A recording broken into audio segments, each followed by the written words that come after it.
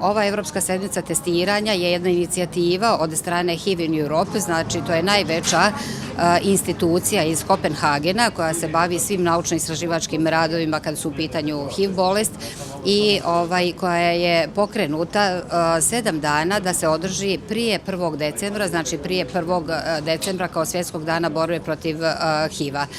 To je jako važno jer cilj zapravo ove Evropske sedmice testiranja na HIV i na hepatitise da se podigne svijest o koristima testiranja na HIV.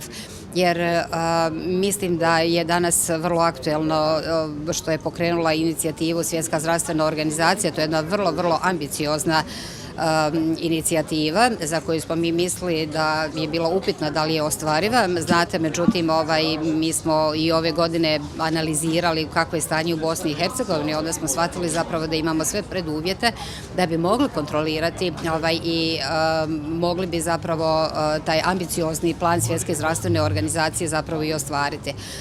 Taj plan je bio da se do 2020. godine ostvari cilj 3 puta 90. Šta to znači? Vi znate koliko samo u svijetu ima ljudi, oko 39 miliona ljudi koji su inficirani virusom HIV-a, ali cilj Svjetske zdravstvene organizacije je zapravo da 90% ljudi se testira u svijetu, da se testira na HIV.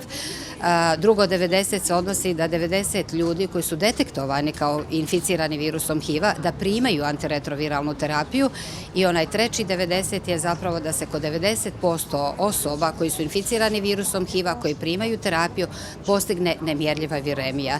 Praktično sa nemjerljivom viremijom HIV inficirana osoba prestaje biti infektivna. Terapija ima jako malo nuspojava, vrlo je komfortna, uzima se samo jedna tableta dnevno i životni vijek HIV inficirane osobe se zapravo uopće ne razlikuje od životnog vijeka HIV neinficirane osobe. Želimo da podignemo svijest kod ljudi za potrebom za tim testiranjem